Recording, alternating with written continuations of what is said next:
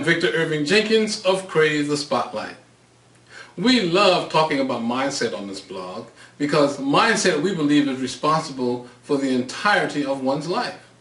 Today we're going to talk about something that many of us have experience with. We hear it all the time, but today we're going to give you some real-world example as to how you can actually stay positive. Now, we know people, every time we see them, they say, stay positive. Oh, man, you got to stay positive. You know, man, as long as you stay positive, you know, you need a positive mental attitude.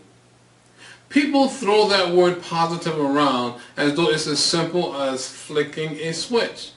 And you know what? It really is as simple as flicking a switch. But you still have got to know how to do it.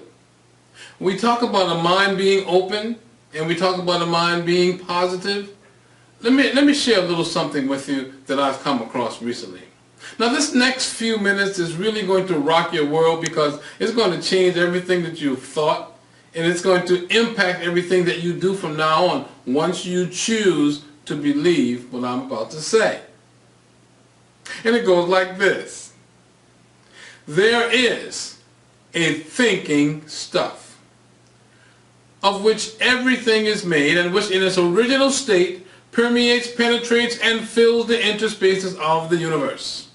A thought in this substance produces the thing that is imaged by the thought. Now, man can form things in his thoughts, and by impressing his thought upon formless substance, he can cause the thing he thinks about to be created. In order to do this, man must first pass from the competitive to the creative mind. He must form a clear mental picture of the things he wants and hold that picture in his thoughts with the fixed purpose to get what he wants, unwavering in his faith that he does get what he wants, closing his mind to all that would tend to shake his purpose, dim his vision, or quench his faith. And it's not that simple either, because even after all that, man must do things in a certain way. Now I want to draw your attention to the last part of that dissertation, which says, closing his mind to all that would tend to shake his purpose.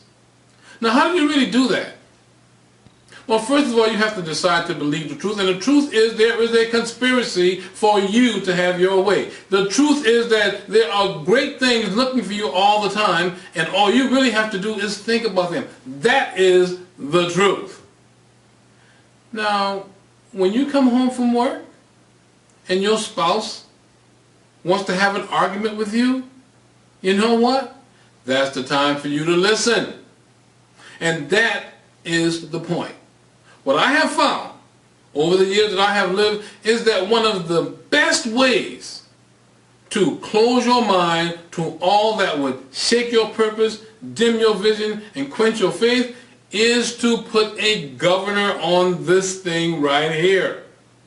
When people are talking with you, when people are sharing with you, when people are criticizing you, when people are complaining about you, the least effective thing that you can do is open this thing. The most effective thing you can do is to keep that thing closed. So that's what I'm suggesting to you. I'm suggesting to you that you keep your mouth closed. Now, those of us that advocate staying positive, we might think that saying positive things like I'm great, I love myself and all that, we might think that that is the way you stay positive. And that's true, generally. But we live amongst other people. There's other humans in our environment, and they won't simply just sit around waiting for you to say those positive things to yourself. You have to interact with them, and when you interact with them, a lot of times they have complaints. They have complaints about you, and the complaints that they have about you have no merit. But what do you have to do? They say stay positive. Well, you have to close your mind. And you have to understand that no one really has the right to criticize you or to complain about you, no matter what they may think. You must know this truth. Then this truth will keep you on an even keel. It is not easy to do, but it is very, very simple to do. You just simply decide. There's a reason our Creator gave us the ability to ignore things. Because sometimes ignoring things is the best that you can do. I recently was made aware of a story. A friend of mine, he was in an environment where he seemed to get chewed out all the time. Every time he turned around, somebody who was in a position of authority were chewing him out about one thing or another. Never was the same thing twice, but just imagine yourself in an environment where people are criticizing you all the time. Just imagine that. Well, that's where he found himself. So he had to come up with some strategy that would help him deal with this, because being criticized and complained about all the time, your shoulders get slumped, you get hunched over, your posture, it is just really not a good place to be. So what he decided that he would do, and this was in the effort of staying positive and closing his mind to all that would tend to shake his purpose, what he decided to do was, while the person was chewing him out, he mentally rated the chew out. He rated the chew out on things like originality, on things like vocabulary, on things like righteous indignation, on things, you know, how well the person chewed him out on a scale of 0 to 10. Now I want to point out that when you're being chewed out, nobody really wants to hear your excuses about why it is you've done the thing that they feel deserves chewing out about. So at the end of the chew out session, you simply need to say, hey, you know what, I'm terribly sorry, and I will try to do better. You don't smile like this while you're doing it, though. You have to at least create the impression that you're sincere. So that worked for him for quite a while. Whenever he got chewed out, he just sat, he just listened, and when it was over with, he says, hey, you know what, I'm terribly sorry, I'll do better next time. And it was working like a charm. And then one day this person was chewing him out, giving him left, right, duking him out verbally, really letting him have it, and just telling him how to count you the cabbage.